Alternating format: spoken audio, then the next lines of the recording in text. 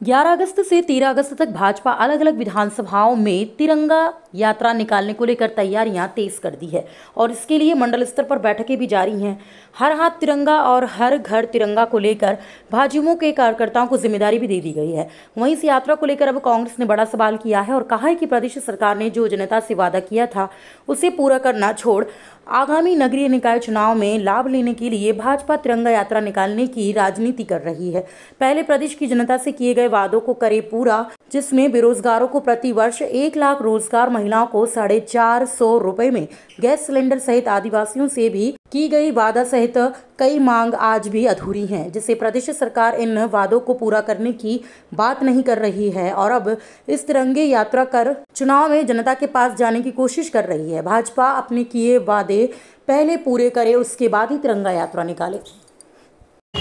देखिए, तिरंगा यात्रा को लेकर के कहीं किसी का कोई विरोध नहीं है। कांग्रेस पार्टी तो भारतीय जनता पार्टी को उसकी जिम्मेदारियां याद दिला रही है, क्योंकि भारतीय जनता पार्टी आज विपक्ष में नहीं है, सत्ता में है। चाहे देश में कहा जाए या प्रदेश में कहा जाए, इन्होंने सत्ता में आने से पहले बहुत सारे सपने दिखाए थे। युवाओं को 1 लाख प्रति वर्ष रोजगार की बात किए थे, महिलाओं को 450 में सिलेंडर की बात किए थे, आदिवासियों के जीवन स्तर को सुधारने की बात किए थे। पहले ये सारी जिम्मेदारियों को ये पूरा करे, उसके बाद तिरंगा यात्रा निकाले तो उसका कोई तुक बनता है। आज भारतीय जनता पार्टी की इस तिरंगा यात्रा को देख करके तो हमें यह लगता है कि ये केवल और केवल राजनीति के उद्देश्य से आगामी नगरीय निकाय चुनाव में घर घर तक पहुंचने के, उनकी छतों तक पहुंचने के उद्देश्य से ये यात्रा निकाली जा रही है, जिसमें राष्ट्रभक्ति कम, दिखावा ज़्यादा लगता है। हम तो भारतीय जनता पार्टी से और युवा मोर्चा से अपील करते हैं कि आप बिल्कुल तिरंगा यात्रा निकालिए, लेकिन उससे पहले आप अपनी जिम्मेदारियों का निर्वहन करिए, अपनी जिम्मेदारियों को पूरा करिए, उसके बाद आप तिरंगा यात्रा निकालिए।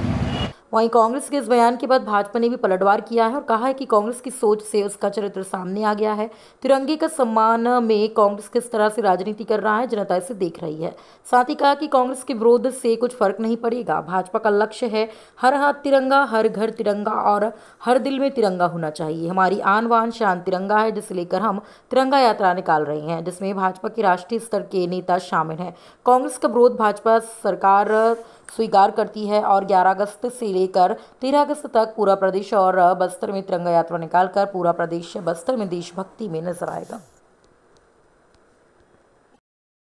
देखिए, कांग्रेस का ये जो चरित्र है, पार्टी का राजनीतिक दल का विरोध करना अपनी जगह विपक्ष में रहने के नाते, लेकिन तिरंगा यात्रा का विरोध करना, ये विरोध करना साफ तौर पर दिखाता है कि कांग्रेस तिरंगा के सम्मान में कितना और किस स्तर का राजनीति कर रही है। और जिस प्रकार से कांग्रेस के नेता